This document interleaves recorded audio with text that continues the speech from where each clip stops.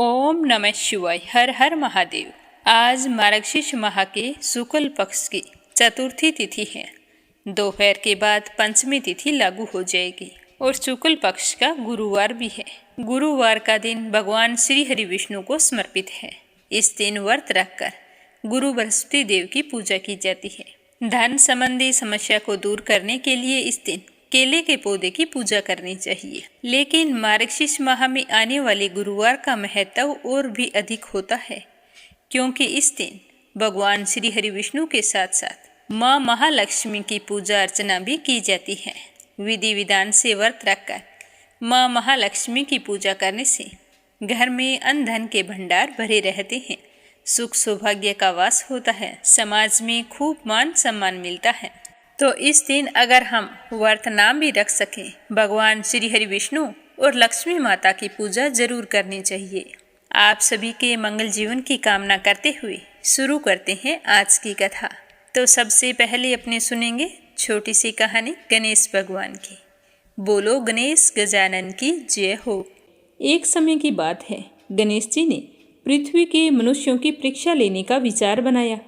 तो वे अपना रूप बदलकर एक छोटे से बच्चे का रूप धारण करके पृथ्वी पर घूमने लगे और हाथ में एक चम्मच में दूध ले लिया और दूसरे हाथ में चुटकी भर चावल ले लिए और गली गली घूमकर आवाज़ें लगाने लगे कि कोई भाई मुझे खीर बना दो, कोई मुझे खीर बना दो। दूध और चावल तो मेरे पास हैं, कोई है जो मुझे खीर बना दे। तो उस बालक की इस तरह की बातें सुनकर सारे लोग हंसने लगे, कहने लगे कि भला इतने से दूध से कोई खीर बनती है। पर गणेश जी इसी तरह आवाज़ें लगाते रहे। एक गांव के बाद दूसरे गांव में इसी तरह चक्कर लगाते पुकारते घूम रहे थे। कोई भी खीर बनाने के लिए तैयार नहीं हुआ। सुबह से शाम हो गई। गणेश जी वैसे ही आवाज़ें लगा रहे थे। तो शाम के समय एक बुढ़िया अपनी झोंपड़ी के बाहर बैठी हुई थी। तो गणेश जी वहाँ से पुकारते हुए निकले कि कोई मुझे खीर बना दो, कोई मुझे खीर बना दो। दूध और चावल तो मेरे पास हैं। तो बुढ़िया बड़ी कोमल हृदय वाली थी, सोचने लगी कि बच्चा है, बना देती हूँ, जितनी बनेगी उतनी ठीक है। तो वो कहने लगी कि ला बेटा, मैं तुझे खीर बना देती हूँ। तो गणेश जी ने उसे चावल और चम्मच वाला दूध दे दिया। तो बुढ़िया माई उसे लेकर अंदर चली गई।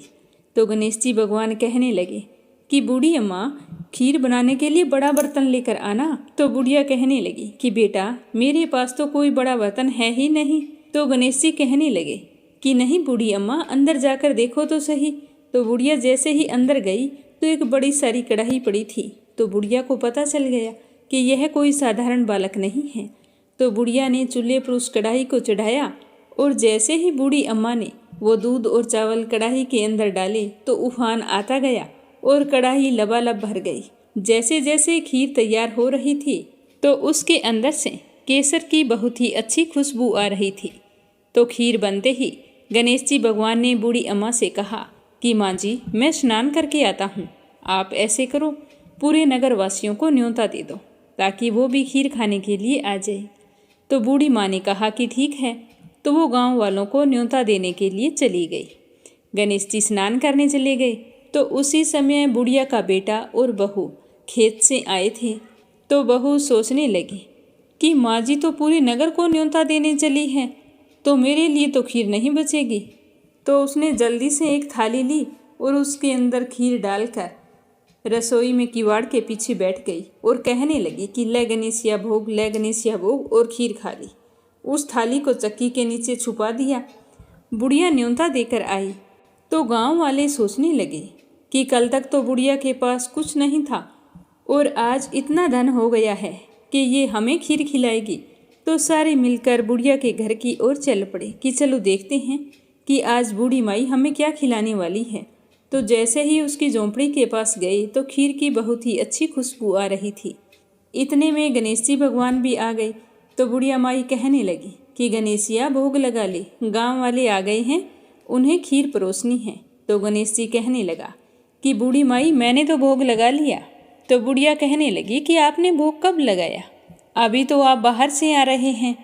तो वो कहने लगा कि माई, मुझे तो तुम्हारी बहू ने भोग लगा दिया है। अगर विश्वास नहीं हो तो चक्की के नीचे देख लो, थाली पड़ी है, उसके अंदर 2 चावल चिपके हैं। तो बूढ़ी माई ने चक्की के नीचे जाकर देखा तो सच में थाली पड़ी थी और उसमें 2 चावल चिपके हुए थे। तो वो समझ गई कि गणेश जी भगवान सच कह रहे हैं। तो फिर बुढ़िया ने सारे गांव वालों को खीर परोसी। तो सारे गांव वाले खूब तारीफ कर करके खीर खा रहे थे। फिर भी वो खीर खत्म होने का नाम नहीं ले रही थी। तो बुढ़िया गणेश जी से कहने लगी कि गणेशिया, अब मैं इस खीर का क्या करूं? ये तो कढ़ाई वैसी की वैसी ही भरी पड़ी है। तो उसने कहा कि बुढ़िया माई, सुबह न्योता और दे देना, एक बार सारे नगरवासियों को खीर खिला देना। तो बुढ़िया माई ने सुबह फिर उन्हें बुलाया, फिर भी खीर खत्म होने का नाम नहीं ले रही थी। तो इस खीर का समाचार राजा के कानों में पड़ गया। तो राजा ने अपने सैनिकों को भेजकर कहा कि जाओ उस बुढ़िया के पास से उस खीर की कढ़ाई को यहाँ लेकर आओ। तो राजा के आदमी आज्ञा पाते ही बुढ़िया के घर चली गई और वहाँ जाकर कहने लगी कि बूढ़ी अम्मा, इस कढ़ाई का आपके घर में क्या काम है? ये कढ़ाई तो राजमहल में शोभा देती है। तो यह कहकर वो कढ़ाई वहाँ से उठाकर राजमहल में ले आई। जैसे ही महल में लाकर उस कढ़ाई को रखा तो उस कढ़ाई के अंदर कीड़े मकोड़े बिलबिलाने लगे, सांप बिच्छू जहरीले जानवर घूमने लगे और बुरी तरह से बदबू आने लगी। तो यह देखकर राजा को बड़ी ही हैरानी हुई। उन्होंने बुढ़िया को बुलाया और कहा कि बूढ़ी माई, ये सब क्या है? ये ले जा तेरी कढ़ाई, पता नहीं क्या जादू टोना करती है। तुम्हारे घर में तो खुशबू आ रही थी और यहाँ लाते ही इस खीर में कीड़े मकोड़े पैदा हो गए हैं और कितनी बदबू आ रही है। तो वो बुढ़िया कहने लगी कि महाराज, आप देते तो पहले देते, ये तो मुझे गणेश जी भगवान ने दिया है। यह कहकर वो उस कढ़ाई को वहाँ से अपनी झोंपड़ी पर ले आई और गणेश जी भगवान को याद करके कहने लगी कि गणेश जी भगवान, अब इस कढ़ाई का मैं क्या करूँ? तो गणेश जी वहाँ पर प्रकट हुए और कहने लगे कि बूढ़ी माई, इस कढ़ाई को तुम घर के एक कोने में गाड़ दो और सुबह उठकर देख लेना। ऐसा कहकर अंतर्ध्यान हो गए। तो बुढ़िया माई ने जैसा गणेश जी ने कहा था वैसा ही किया। तो सुबह जब बूढ़ी माई की आंख खुली तो देखा झोंपड़ी की जगह सुंदर महल खड़ा था और जिस जगह उन्होंने कढ़ाई दबाई थी उस जगह को खोद कर देखा तो उस जगह सोनों की मोहरों से भरे हुए 2 घड़े निकले। तो यह देखकर बुढ़िया और उसकी बहू बहुत ही खुश हुई और दोनों गणेश जी भगवान का जयकारा लगाने लगी। उसी दिन से बुढ़िया और उसकी बहू दोनों ही प्रतिदिन गणेश जी भगवान की पूजा करने लगी। हे गणेश जी भगवान, जैसा आपने बुढ़िया को दिया वैसा सबको देना। कहानी कहने वाले को, सुनने वाले को और हुंकारा भरने वाले को सभी की सारी मनोकामनाएं पूर्ण करना। बोलो गणेश जी महाराज की जय हो। अब अपने सुनते हैं माँ महालक्ष्मी जी की कथा। हे माता रानी, हमारे घर में भी अन्न धन का वास करना। एक समय की बात है, भद्रसर्वा नाम के एक राजा थे। वे बड़े ही पराक्रमी राजा थे। उनकी पत्नी का नाम सूर्यचंद्रिका था। रानी दिखने में बहुत ही सुंदर और सुलक्षणा थी तथा पतिव्रता नारी थी। उन दोनों को 7 पुत्र तथा उसके बाद एक कन्या का वरदान मिला था। तो वरदान के अनुसार उन्हें पहले 7 पुत्रों की प्राप्ति हुई, उसके बाद एक कन्या ने जन्म लिया। तो राजा और रानी ने अपनी बेटी का नाम श्यामबाला रखा।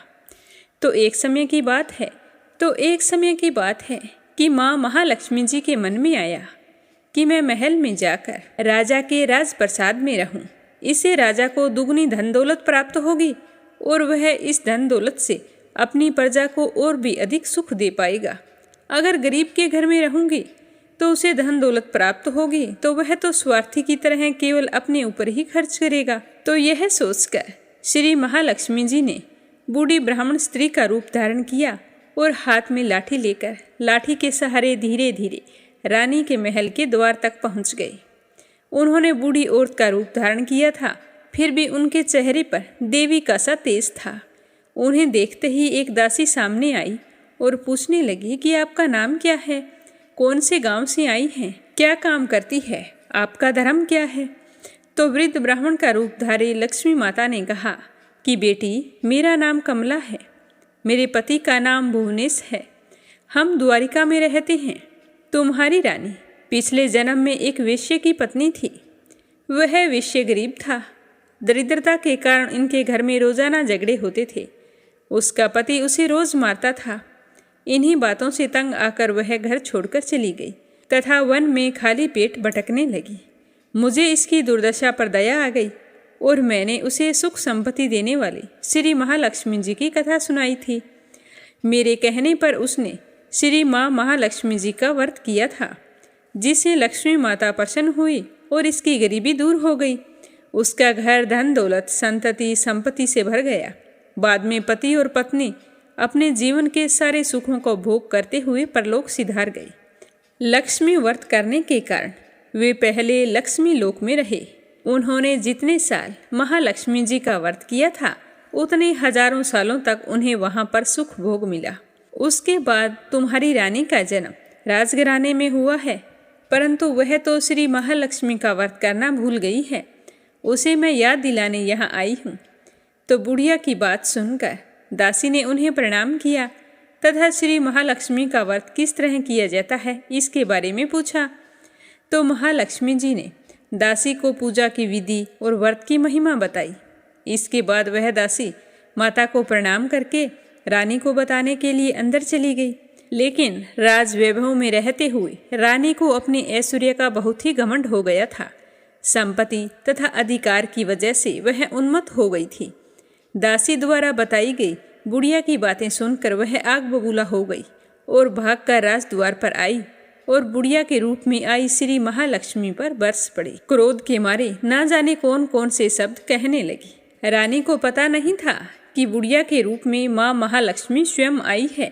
रानी का इस तरह से रूखा बर्ताव देखकर और अपना अनादर देखकर माता ने वहाँ ठहरना उचित नहीं समझा। वो सोचने लगी कि इसे तो अपने आप पर बहुत ही घमंड है, मुझे यहाँ से चलना चाहिए।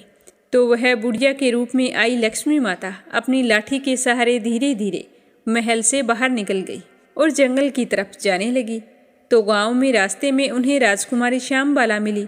तो श्यामबाला ने बूढ़ी औरत को देखते ही कहा कि माँ जी राम राम, आपको पहले कभी नहीं देखा, कहाँ से आई हैं और कहाँ जा रही हैं। तो लक्ष्मी माता कहने लगी कि बेटा, मैं तो तुम्हारी माँ से मिलने आई थी, उसे उसके पिछले जन्म के बारे में बताने के लिए। तो वो तो मुझ पर बरस पड़ी और मेरा अनादर किया है। मैंने तो उसे सिर्फ लक्ष्मी माता का व्रत करने के लिए बोला था। तो यह सुनते ही श्यामबाला ने अपनी ओर से माता महालक्ष्मी से माफ़ी मांगी और कहने लगी कि माँ जी, आप मुझे व्रत की विधि बता दो, मैं आपके बताई अनुसार व्रत जरूर करूँगी। तो माता रानी को उस पर दया आ गई। उन्होंने श्यामबाला को श्री महालक्ष्मी जी के व्रत के बारे में बताया। तो श्यामबाला ने पूरी श्रद्धा से श्री माँ लक्ष्मी का व्रत रखा। तो व्रत के फल के प्रभाव से राजा सिद्धेश्वर के सुपुत्र मालाधर से उसका विवाह हो गया। वह धन दौलत ऐश्वर्य वैभव से माला माल हो गई और पति के साथ ससुराल में आनंद से रहने लगी। इधर रानी पर महालक्ष्मी जी का प्रकोप हुआ। तो प्रकोप के कारण राजा भद्रसर्वा का राज्य और सारा कारोबार नष्ट हो गया, यहाँ तक कि खाने के भी लाले पड़ गए। ऐसी हालत में एक दिन राजा ने रानी से निवेदन किया कि हमारा दामाद इतना बड़ा राजा है, इतना धनवान और ऐश्वर्यशाली है, क्यों न उसके पास जाएं, उसे अपना हाल बताएं तो वह हमारी मदद जरूर करेंगे। तो रानी की बात सुनकर राजा ने कहा कि तुम यहीं पर रुको, मैं बेटी और दामाद के पास जाकर आता हूँ। यह कहकर राजा भद्रसर्वा अपने दामाद के पास जाने के लिए रवाना हो गई। उसके राज्य में पहुंचकर एक तालाब के किनारे थोड़ी देर विश्राम करने के लिए ठहर गई।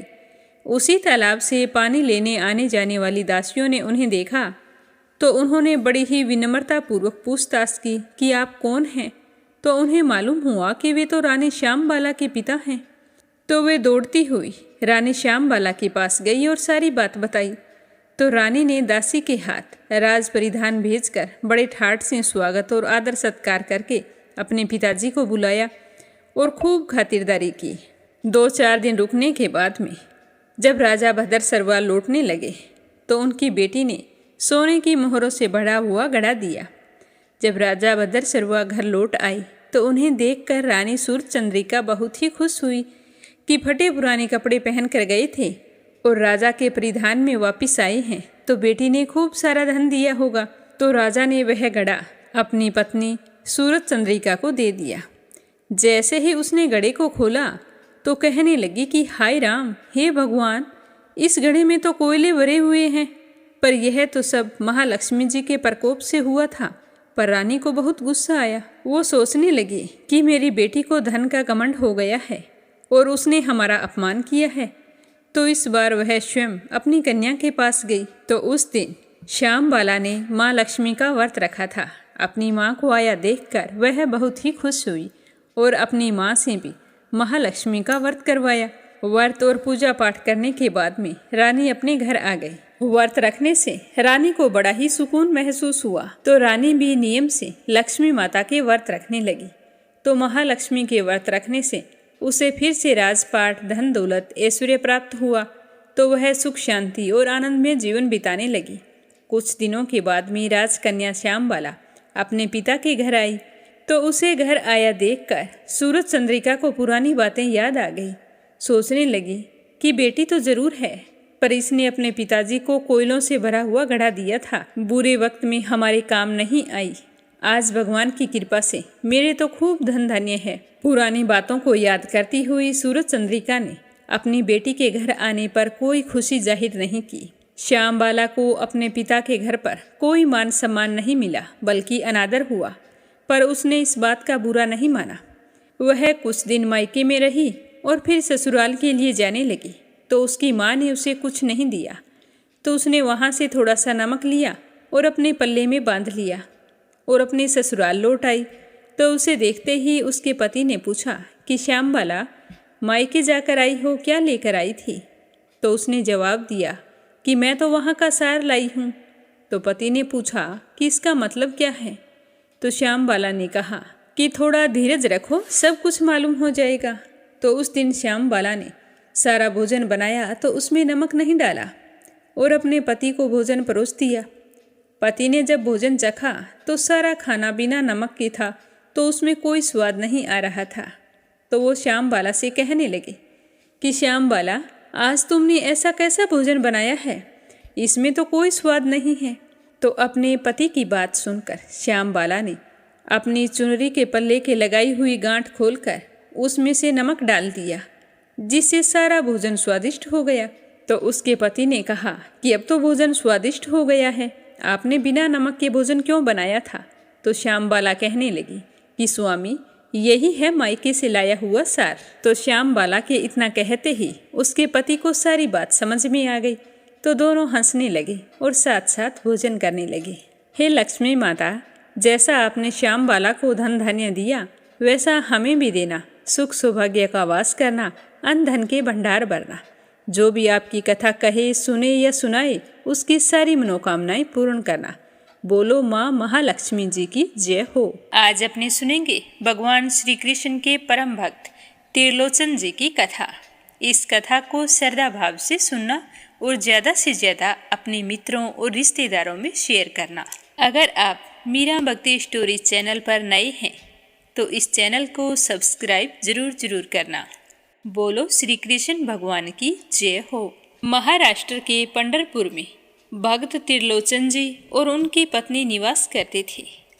वे भगवान श्री कृष्ण के बहुत ही बड़े भक्त थे। भक्त त्रिलोचन जी वर्ण से वैश्य थे। उनका महाजनी का काम था। भगवान की कृपा से उनके पास धन की कोई कमी नहीं थी, पर उनके कोई संतान नहीं थी। लेकिन उन्हें संतान न होने का कोई दुख नहीं था। वे सदा भगवान की भक्ति में ही मन लगाए रहते थे। इसीलिए उन्होंने संतान की कभी आशा ही नहीं की। त्रिलोचन जी की संत सेवा में बहुत निष्ठा थी। वह भगवान श्री कृष्ण के मंदिर में आने वाले भक्तों को बड़े ही प्रेम भाव से अपने हाथों से भोजन बनाकर खिलाते थे। दोनों पति पत्नी सारा दिन अपने हाथों से भोजन बनाते और साधु संतों की सेवा करते, श्रद्धालुओं को भोजन कराते। इसीलिए उनके घर पर सदा ही लोगों की भीड़ लगी रहती थी। जितने लोग भगवान श्री कृष्ण के मंदिर में दर्शन के लिए आते, उतने ही लोग त्रिलोचन जी के घर पर प्रसाद पाने के लिए भी आते थे। दोनों पति पत्नी बड़े भाव से सभी की सेवा किया करते थे। इसी तरह समय बीतता गया और समय के साथ वे दोनों पति पत्नी वृद्ध हो चले। वृद्धावस्था के कारण अब उनसे पहले जितना काम नहीं होता था। इसीलिए कई बार संतों को प्रसाद के लिए इंतजार करना पड़ता था।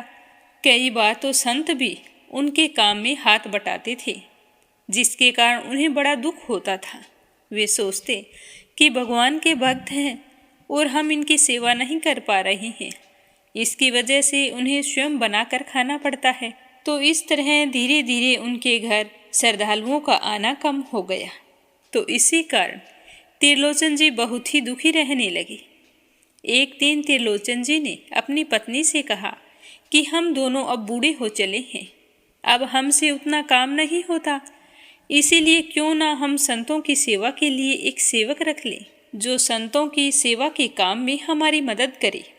तो त्रिलोचन जी की पत्नी कहने लगी, यह तो बहुत अच्छा विचार है।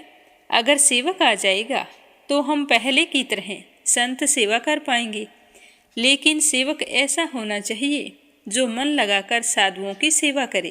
त्रिलोचन जी ने कहा कि ठीक है। फिर उन्होंने अपने घर के बाहर बड़े बड़े अक्षरों में लिख दिया कि यहाँ संत सेवा के लिए एक सेवक की आवश्यकता है, कोई सेवाभावी व्यक्ति भीतर आकर संपर्क करे। फिर 2-4 दिन बीत गए, कोई भी नहीं आया। तो यह देखकर त्रिलोचन जी और उनकी पत्नी बड़े ही उदास हुए। तो भगवान श्री कृष्ण से उनका यह कष्ट देखा नहीं गया। अगले दिन भगवान श्री कृष्ण स्वयं एक किशोर बालक का रूप बनाकर उनके घर आ गए। उस समय त्रिलोचन जी भगवान के ध्यान में बैठे थे। उस बालक ने त्रिलोचन जी को प्रणाम करके कहा कि साहब जी, आपको सेवक की आवश्यकता है। मैंने देखा है कि आपने घर के बाहर लिख रखा है, तो मैं आपके यहाँ सेवक बनकर काम करने के लिए तैयार हूँ। तो त्रिलोचन जी और उनकी पत्नी ने देखा कि एक बड़ा ही सुंदर 15-16 वर्ष की आयु का किशोर बालक उनके सामने खड़ा है। उसने टूटी हुई चप्पल और फटे पुराने वस्त्र पहन रखे थे। तो त्रिलोचन जी पूछने लगे कि बेटा, तुम्हारा नाम क्या है और तुम्हारे घर में कौन कौन है? तो बालक ने बताया कि मेरा नाम अंतर्यामी है और मैं अकेला ही हूँ, मेरा कोई नहीं है। यह सुनकर त्रिलोचन जी और उनकी पत्नी को उस बालक पर बहुत ही दया आई। त्रिलोचन जी उसे पूछने लगे कि बेटा, तुम क्या क्या काम करना जानते हो? तो वह बालक कहने लगा कि साहब, मैं घर के सभी कार्य कर लेता हूँ। तो त्रिलोचन जी ने कहा कि हमारे घर में प्रतिदिन सैकड़ों लोगों का भोजन बनाना है, क्या तुम रोज इतने लोगों का भोजन बना लोगे? तो वह बालक कहने लगा कि साहब, आप बिल्कुल निश्चिंत रहिए, भोजन बनाने में मुझे विशेष दक्षता प्राप्त है। सैकड़ों लोगों का भोजन बनाना मेरे बाएं हाथ का काम है। मैं तो भोजन बनाने के साथ साथ आपके घर में झाड़ू, बर्तन और साफ सफाई भी कर दिया करूँगा। तो यह सुनकर त्रिलोचन जी बहुत ही प्रसन्न हुए। उन्होंने सोचा कि यह तो हमें बहुत अच्छा सेवक मिला है। फिर उस बालक से कहने लगे कि ठीक है बेटा, कल से तुम काम पर लग जाना, पर मुझे ये बताओ कि तुम यहाँ पर सेवा करने का क्या लोगे? तो वह बालक कहने लगा कि बाबूजी, मुझे तो भर पेट भोजन दे देना और रात को सोने के लिए थोड़ी सी जगह दे देना, बस इतना ही चाहिए। तो त्रिलोचन जी कहने लगे कि बेटा, हमारे घर में भोजन की कोई कमी नहीं है, जितनी तुम्हारी इच्छा हो तुम उतना भोजन कर लेना, और हमारा घर भी बहुत बड़ा है, हम तुम्हें एक कमरा दे देंगे, तुम वहाँ पर आराम कर लेना। तो वह बालक कहने लगा कि मैं आपके घर के सभी कार्य करूँगा, लेकिन मेरी भी कुछ शर्तें हैं। तो त्रिलोचन जी कहने लगे कि बेटा बताओ, तुम्हारी क्या शर्त है? तो वह बालक कहने लगा कि मैं सभी के लिए भोजन बनाऊंगा, लेकिन मेरे लिए भोजन आपको बनाना होगा, क्योंकि मैं अपने हाथों से बना हुआ भोजन ग्रहण नहीं करता। तो त्रिलोचन जी की पत्नी ने सोचा कि छोटा सा बालक है, 2-4 रोटी में तृप्त हो जाएगा। तो वह बोली कि ठीक है बेटा, तुम्हारे लिए भोजन तो मैं बना दूंगी। तो उसकी बात सुनकर बालक कहने लगा कि मेरी दूसरी शर्त है कि मैं कितना भी भोजन करूं, मुझे यह कभी मत कहना कि तुम इतना भोजन क्यों करते हो। त्रिलोचन जी कहने लगे कि तुम भर पेट 4-5 रोटी खा लेना, हम तुम्हें कभी नहीं टोकेंगे। तो वह बालक कहने लगा कि 4-5 रोटी, इससे तो मेरा कुछ नहीं होगा, मैं तो दिन भर में एक ही समय भोजन करता हूँ, लेकिन एक ही बार में मैं 4 से 5 किलो रोटियाँ खाता हूँ। तो त्रिलोचन जी हंसते हुए कहने लगे कि तुम चाहे जितना भोजन कर लेना, लेकिन संतों की सेवा में कोई कमी नहीं आनी चाहिए। तो वह बालक कहने लगा कि बाबूजी, मेरी तीसरी और आखिरी शर्त सुनो कि आप किसी अन्य व्यक्ति से कभी भी मेरी चुगली नहीं करेंगे कि मैं अधिक भोजन करता हूँ। जिस दिन आपने मुझसे या किसी अन्य व्यक्ति से मेरे भोजन के बारे में कहा तो मैं उसी दिन से आपका घर छोड़कर चला जाऊंगा। तो त्रिलोचन जी और उनकी पत्नी ने बालक अंतर्यामी की सारी बातें मान ली। अगले दिन से अंतर्यामी के रूप में आए भगवान ने त्रिलोचन जी के घर पर काम करना शुरू कर दिया। अगले दिन त्रिलोचन जी सोकर उठे तो उन्होंने देखा कि रसोई घर में अलग अलग चूल्हों पर अलग अलग व्यंजन तैयार हो रहे हैं। अंतर्यामी भाग भाग कर 15 तरह के व्यंजन बना रहा है। जब तक त्रिलोचन जी और उनकी पत्नी स्नान आदि नित्य कर्मों से निवृत्त हुए, तब तक अंतर्यामी ने सैकड़ों लोगों का भोजन तैयार कर दिया। अब सुबह सुबह श्रद्धालु आने लगे। अंतर्यामी ने उन सभी को बड़े प्रेम से भोजन परोसा। त्रिलोचन जी अंतर्यामी की इस कार्य में मदद करना चाहते थे, लेकिन अंतर्यामी ने उन्हें रोक दिया कि सारा काम मैं खुद करूँगा, और उन्हें कुछ भी नहीं करने दिया। अंतर्यामी का बनाया हुआ भोजन इतना शुद्ध और स्वादिष्ट था कि सारे लोगों ने उसके भोजन की बहुत ही प्रशंसा की। भोजन करने वालों का पेट तो भर जाता, लेकिन मन नहीं भरता। आए हुए सारे साधु संतों ने त्रिलोचन जी से भोजन की खूब प्रशंसा की। संत बोले कि त्रिलोचन जी, आपके यहाँ हमने बहुत बार भोजन किया है, लेकिन ऐसा स्वादिष्ट भोजन हमने कभी नहीं खाया है। आपके सेवक अंतर्यामी ने तो आज कमाल ही कर दिया है। तो त्रिलोचन जी और उनकी पत्नी बहुत ही खुश थे। वे दोनों बैठे बैठे देख रहे थे कि उनका सेवक कैसे सारे काम बड़ी ही दक्षता से कर रहा है। सैकड़ों लोगों को भोजन परोस रहा है, उनके बर्तन साफ कर रहा है, संतों के चरण दबा रहा है, उनकी सेवा कर रहा है। अंतर्यामी ने दिन भर आने वाली सैकड़ों लोगों को बड़े प्रेम से भोजन करवाया और बड़े प्रेम से सबकी सेवा की। शाम के समय सारा काम निपटाकर अंतर्यामी ने त्रिलोचन जी की पत्नी से कहा कि मैया, अब मुझे भी भोजन खिला दो, मुझे बड़ी जोरों की भूख लगी है। तो त्रिलोचन जी की पत्नी अंतर्यामी के काम से बहुत ही प्रसन्न थी। वह कहने लगी कि हाँ बेटा, तू बैठ जा, मैं अभी तेरे लिए भोजन बनाती हूँ। तो त्रिलोचन जी की पत्नी ने सोचा कि छोटा सा बालक कितना भोजन करेगा, अगर थोड़ा अधिक खा भी लेगा तो क्या होगा। मैं ऐसा करती हूँ कि 5 लोगों के हिसाब से भोजन बना लेती हूँ, इतने भोजन से तो इसका जरूर पेट भर जाएगा। तो उसने 5 व्यक्तियों का भोजन बनाया और अंतर्यामी को भोजन करने के लिए बैठाया। स्वयं भगवान जो अंतर्यामी के रूप में आए थे, उन्होंने कुछ ही देर में सारा भोजन खत्म कर लिया और कहने लगे कि मैया, मुझे तो भोजन और चाहिए। तो त्रिलोचन जी और उनकी पत्नी बड़े ही आश्चर्यचकित थे कि इतने छोटे से बालक ने 5 लोगों के बराबर भोजन कर लिया है और फिर भी इसकी भूख शांत नहीं हुई है। यह तो भोजन और मांग रहा है। तो अंतर्यामी के लिए उन्होंने 5 लोगों का भोजन और तैयार किया, लेकिन फिर भी उसकी भूख शांत नहीं हुई। इस प्रकार अंतर्यामी के लिए बार बार भोजन बनाया गया। 50 लोगों के बराबर भोजन करके अंतर्यामी की भूख शांत हो गई। इसी तरह सारा भोजन बनाते बनाते त्रिलोचन जी की पत्नी परेशान हो गई। अब ये तो उनका नित्य का नियम हो गया। अंतर्यामी भगवान दिन भर सारे काम करते, संतों को बड़े प्रेम से भोजन कराते, उनकी सेवा करते, उनके पैर दबाते और शाम को त्रिलोचन जी की पत्नी के हाथों से बना हुआ भोजन ग्रहण करते। अब तो त्रिलोचन जी के घर आने वाले संतों और श्रद्धालुओं की संख्या बढ़ने लगी। अंतर्यामी इतना स्वादिष्ट भोजन बनाता था जिसकी सभी प्रशंसा दूर दूर तक करते थे। तो त्रिलोचन जी के घर पर भोजन की चर्चा दूर दूर फैल गई, जिसके कारण और भी अधिक साधु संत आने लगे। सभी संत प्रसन्न होकर त्रिलोचन जी को आशीर्वाद देकर जाते थे। अब त्रिलोचन जी को कोई परिश्रम नहीं करना पड़ता था। उनके पास कोई काम ना होने के कारण उनके पास समय भी बहुत था, इसीलिए वे सारा दिन भगवान के भजन गाने में बिताने लगे। त्रिलोचन जी के घर में दिन भर भगवान के भजन गाए जाने लगे, सत्संग होने लगी, जिससे उनके घर में और भी अधिक संत आने लगे। त्रिलोचन जी के घर का माहौल ऐसा लगता जैसे उनके घर में रोजाना ही उत्सव होता है। अब सब जगह त्रिलोचन जी की जय जयकार होने लगी। इसी प्रकार 13 महीनों का समय बीत गया। एक दिन त्रिलोचन जी की पत्नी पड़ोस में गई।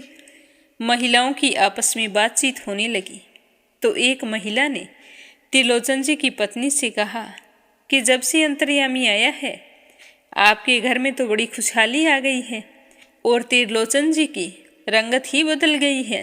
उनके चेहरे पर तो बड़ा तेज आ गया है, उनकी सेहत भी पहले से बहुत अच्छी रहने लगी है। लेकिन आप तो पहले भी दुबली थी और अब भी दुबली हो, आपकी सेहत में कोई सुधार क्यों नहीं आया?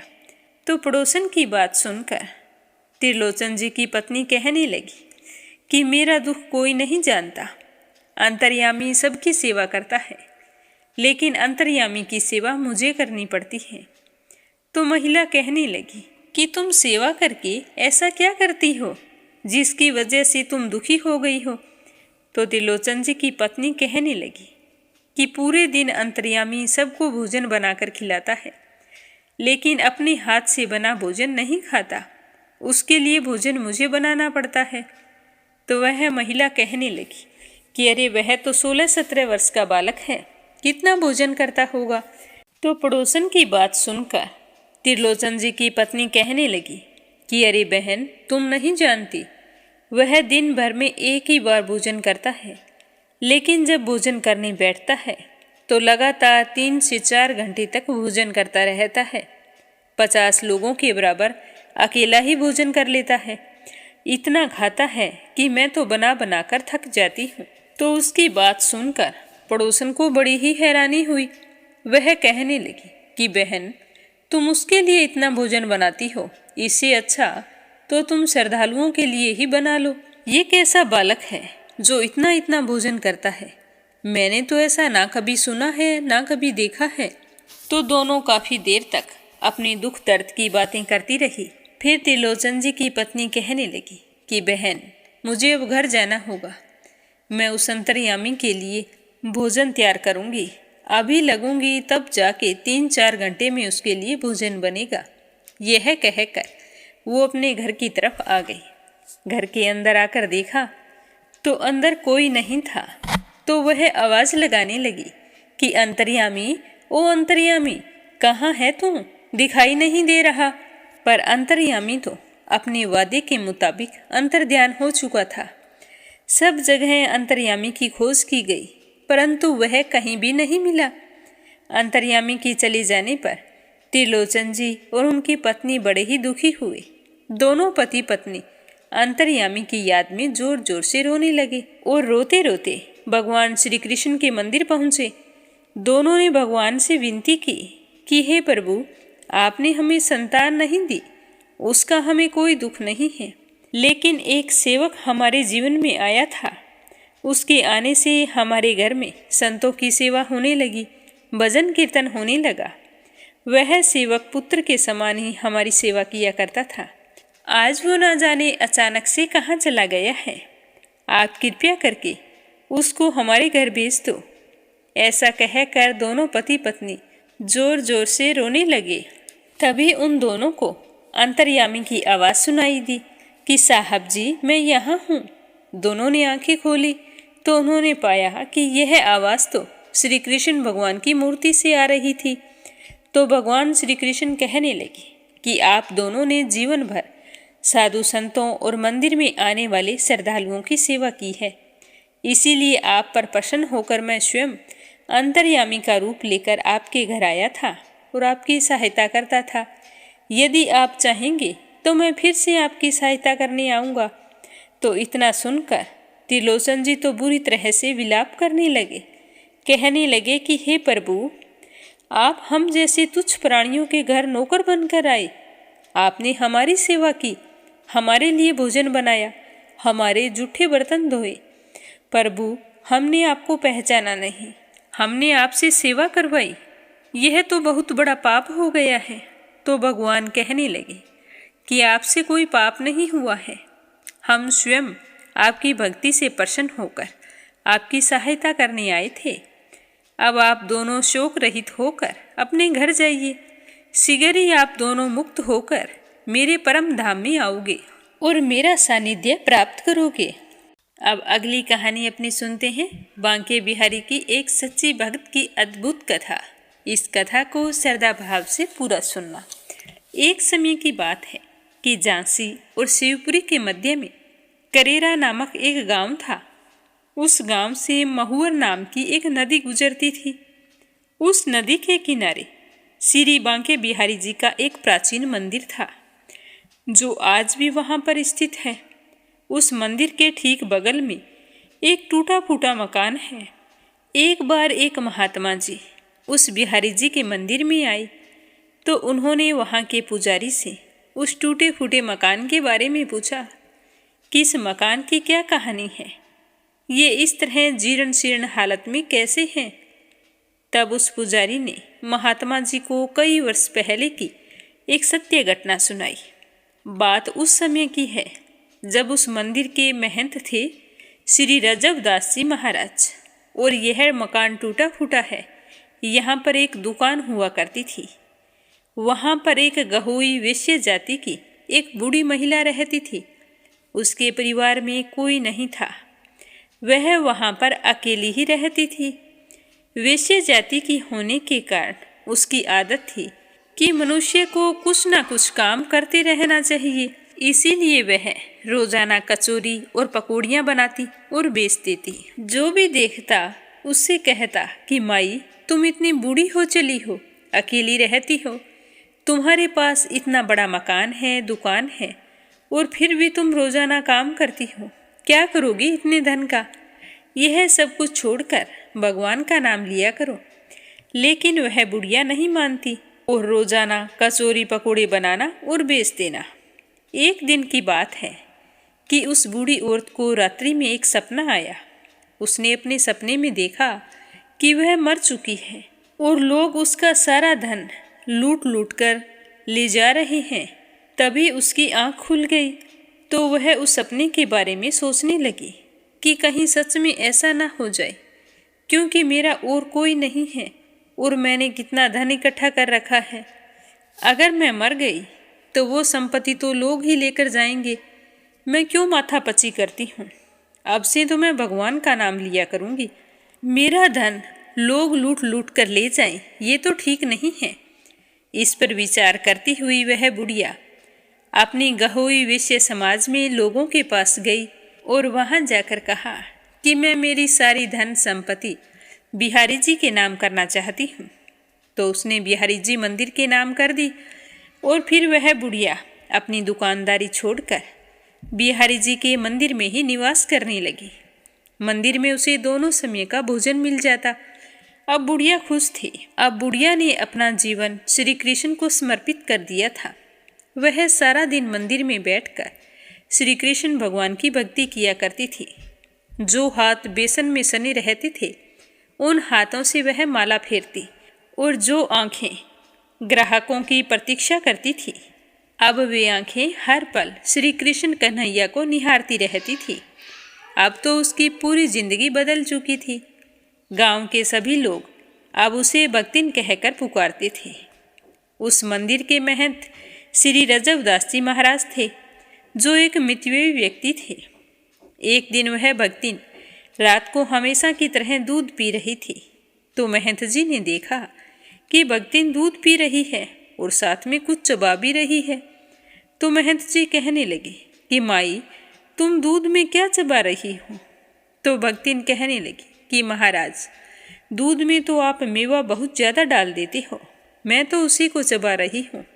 तो महंत जी ने सोचा कि मैं और दूध में मेवा डालूं, मैं तो दूध में चीनी डाल दूं, वही बहुत है। महंत जी का माथा ठनक गया। दूसरे दिन उन्होंने देखा कि दोपहर को भक्तिन को दाल परोसी गई तो दाल में खूब सारा घी तैर रहा था। तो महंत जी ने पूछा कि माई, आपकी दाल में घी कहाँ से आया? तो वह भक्तिन कहने लगी कि महाराज, आप ही तो घी डाल कर देते हैं और पूछ रहे हैं और मुझसे पूछ रहे हैं कि घी किसने डाला है। महंत जी को लगा कि शायद बर्तन में पहले से घी था, वो तैर रहा है। अब महंत जी रोज देखते कि भक्तिन की रोटी में खूब सारा घी लगा होता और दाल में भी खूब सारा घी डाला हुआ होता और शाम को उसके दूध में मेवे भी होते। तो यह सब कुछ देखकर महंत जी रसोई में जाकर देखा तो घी और मेवों के पात्र भरे हुए थे, वो खाली होते जा रहे थे। महंत जी को समझ नहीं आ रहा था कि ये पात्र सारे अपने आप खाली कैसे हो रहे हैं, क्योंकि उनके अलावा रसोई में कोई नहीं जाता था। रसोई की चाबी हमेशा वो अपने पास रखते थे। तो एक दिन महंत जी भगवान जी की आरती कर रहे थे तो उन्होंने देखा कि बांके बिहारी जी के वस्त्रों पर घी लगा हुआ है। तो देखकर महंत जी सोचने लगे कि शायद आरती करते समय मुझसे ही लग गया होगा। पर महंत जी ने उन वस्त्रों को धोकर बिहारी जी को दूसरे वस्त्र पहना दिए। लेकिन दूसरे दिन फिर देखा कि भगवान के दोनों हाथ घी में सने हुए हैं।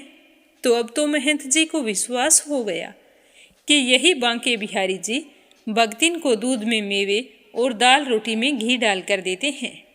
तो महंत जी ने बिहारी जी से कहा कि प्रभु, आपकी यह चोरी करने की आदत अभी तक छूटी नहीं है।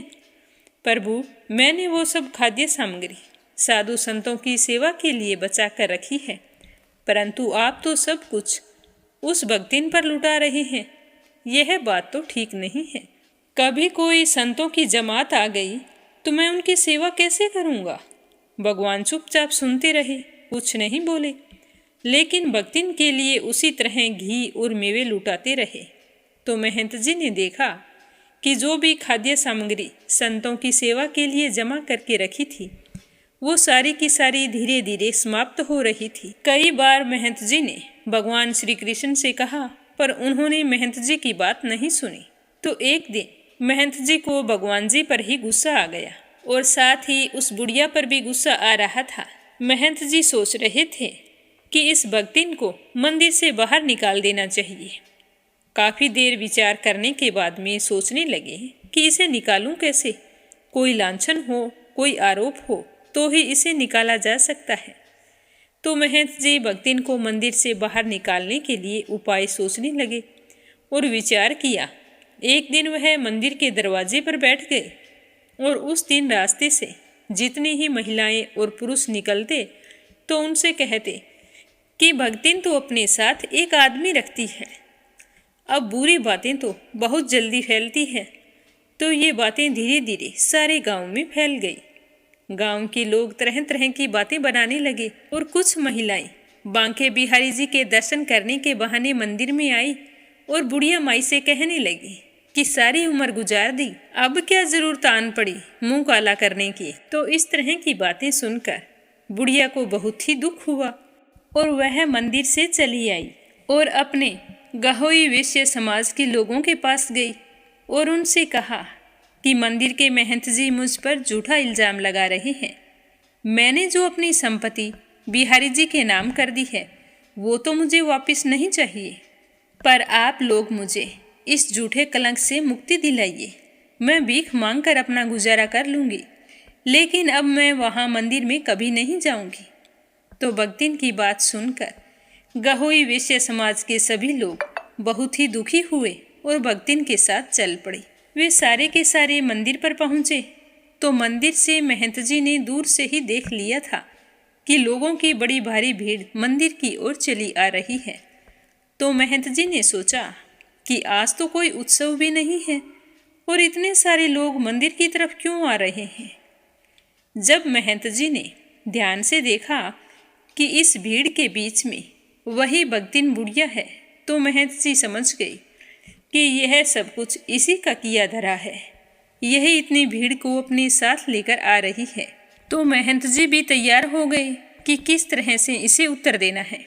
जैसे ही सारे लोग मंदिर पहुँचे तो किसी के कुछ कहने से पहले ही महंत जी कहने लगे कि मंदिर के सारे घी और मेवा के डिब्बे धीरे धीरे खाली होते जा रहे हैं। अगर साधुओं की जमात आ गई तो हम उन्हें क्या खिलाएंगे।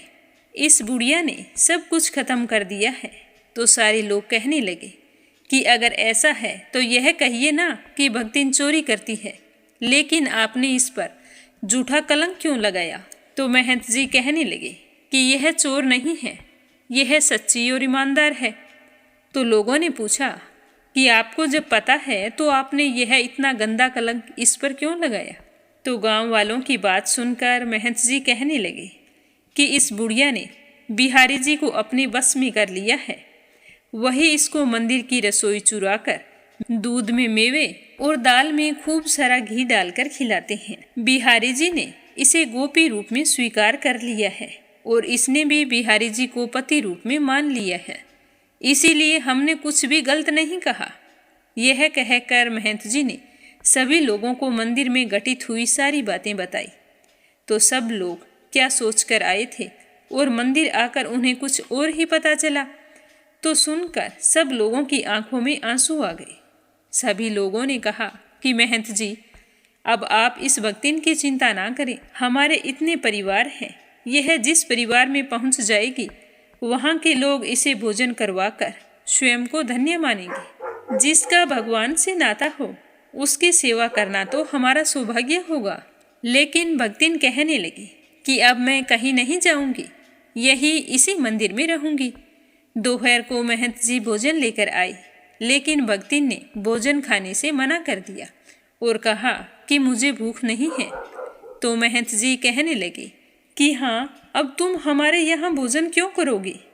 कल से तो तुम्हें यहाँ बड़े बड़े सेठों के यहाँ निमंत्रण है। यह कहकर महंत जी चले गए। रात को महंत जी दूध लेकर आए, पर भक्तिन ने दूध नहीं पिया। वह सारी रात बिहारी जी के सामने बैठी रही। महंत जी को भी नींद नहीं आ रही थी। वे भी भक्तिन को अपने कमरे में से बैठे बैठे देख रहे थे। सुबह के 3 बजे जब सारे लोग सो रहे थे तो उस बुढ़िया ने भगवान की देहरी पर सर रखकर आंसू बहाए और कहने लगी कि नाथ को नाम कियो बदनाम, वैरागी सो ना विवाद बढ़ाऊं, और आपके हाथ सो पायो प्रसाद, कहाँ अब किसी और के हाथ से पाऊं। यानी कि हे भगवान, आपका नाम बदनाम कर दिया है, इसीलिए मैं अधिक बात नहीं बढ़ाना चाहती, और जब आपके हाथ से प्रसाद पाया है तो अब क्या किसी दूसरे के हाथ से प्रसाद खाऊंगी। ऐसा कहकर जैसे ही भक्तिन ने अपना सर मंदिर की देहरी पर रखा तो अचानक एक बहुत ही तेज प्रकाश हुआ और गड़गड़ाहट के साथ मंदिर के सभी दरवाजे खुल गए। मंदिर की सारी घंटियां अपने आप बज उठी। महंत जी और सभी लोग जागकर अपने अपने कमरों से बाहर आए तो सभी ने देखा कि भक्तिन के शरीर से एक प्रकाश पुंज निकला और बिहारी जी के विग्रह में जाकर समा गया। भक्तिन के प्राण श्री बिहारी जी में विलीन हो चुके थे। पूरा करेरा गांव में इस बात का हल्ला मच गया। अगले दिन करेरा गांव में ही महुवर नदी के किनारे भक्तिन का अंतिम संस्कार किया गया। वहीं पर उसकी समाधि भी बनाई गई। महंत रजब दास जी जब तक उस मंदिर में रहे, उनका नियम था भगवान की आरती करने के बाद में वह छत पर चले जाते और छत से उस समाधि की आरती उतारते। आज भी वह करेरा गांव है और वहाँ आज भी बिहारी जी का वह पुराना मंदिर है। मंदिर के बगल में वह खंडर मकान है और आज भी उस भक्तिन की समाधि वहाँ पर महुवर नदी के किनारे पर स्थित है। बोलो बांके बिहारी की जय हो। हे बिहारी जी, जिस तरह आपने उस बुढ़िया का कलंक मिटाया, उसी तरह जो भी आपके सच्चे भाव से कथा पढ़े, सुने या सुनाए, उसके कलंक को दूर करना, सुख सौभाग्य बनाए रखना, समाज में खूब मान सम्मान देना। लपसी और तपसी की कहानी। बोलो लपसी तपसी की जय हो। प्राचीन समय की बात है। एक गांव में लपसी और तपसी नाम के 2 भाई रहा करते थे। तपसी हमेशा भगवान की सेवा में लीन रहता था, लेकिन लपसी हमेशा सवा सेर लापसी बनाता, भगवान को भोग लगाकर फिर स्वयं भोजन कर लेता। दोनों भाइयों का यही नियम था। एक दिन दोनों भाइयों में बहस छिड़ गई कि कौन बड़ा है। तो लपसी कहने लगा कि मैं बड़ा हूँ, क्योंकि मैं तो लापसी बनाकर भगवान को रोजाना भोग लगाता हूँ। मैं कभी भी भगवान को भूखा नहीं रहने देता। तो तपसी कहने लगा कि मैं बड़ा हूँ, क्योंकि मैं सारा दिन भगवान की तपस्या करता हूँ। तो इस तरह करते करते दोनों जोर जोर से लड़ने लगे। तभी वहाँ से नारद मुनि गुजर रहे थे। उन दोनों को लड़ते हुए देखा तो उनके पास आए और लड़ने का कारण पूछने लगे। तो तपसी कहने लगा कि हे देव ऋषि, आप ही बताइए कि कौन बड़ा है। मैं कहता हूँ कि मैं बड़ा हूँ। लप्सी इस बात को मानने के लिए तैयार नहीं है। ये कहता है कि मैं बड़ा हूँ। तो दोनों की बात सुनकर नारद मुनि कहने लगे कि मैं इसका फैसला तो कर दूंगा, लेकिन कल करूँगा। कल सुबह जल्दी आऊँगा और आपको बता दूंगा कि तुम दोनों में से कौन बड़ा है।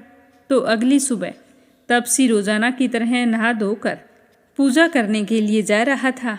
तो रास्ते में उसे 1.25 करोड़ की एक अंगूठी मिली जो नारद जी ने उसके आगे फेंकी थी। तो तपसी ने जल्दी जल्दी इधर उधर देखा और अंगूठी को उठा लिया और तपस्या करने बैठा तो अपने पैर के नीचे दबाकर बैठ गया। लप्सी रोजाना की तरह स्नान करके आया और 1.25 सेर लापसी बनाई। पहले भगवान को भोग लगाया, फिर स्वयं लापसी जीमने के लिए बैठ गया। तभी वहाँ पर नारद जी आ गए और कहने लगे कि लप्सी बड़ा है। तो तपसी कहने लगा कि इसका क्या कारण हो सकता है, ये कैसे बड़ा है, ये कभी पूजा पाठ नहीं करता है।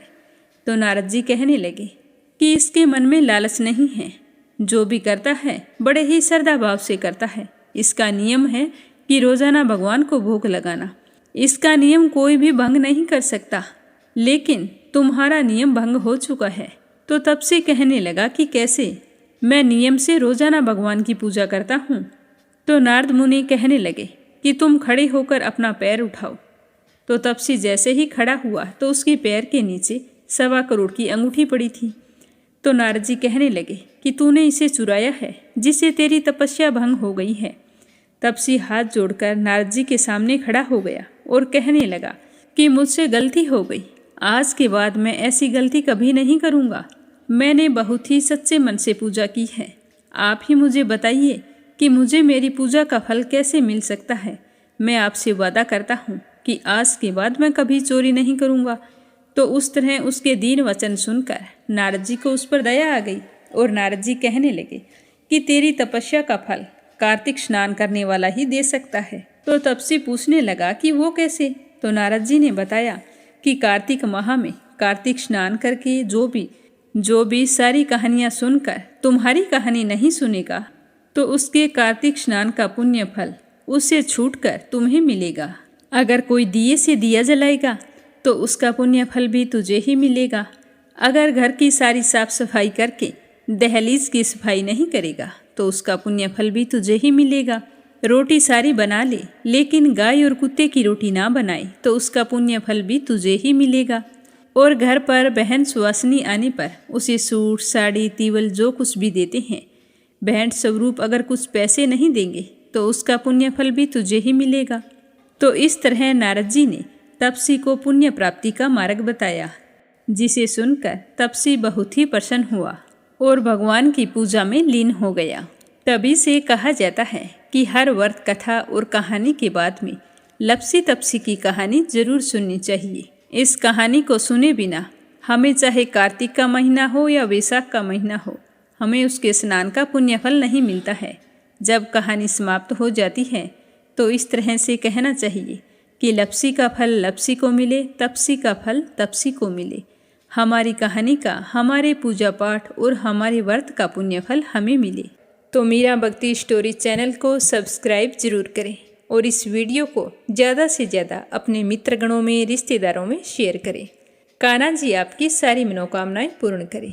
कल फिर मिलेंगे अगले अध्याय के साथ। आप सभी की मंगल कामना के साथ ओम नमः शिवाय। हर हर महादेव।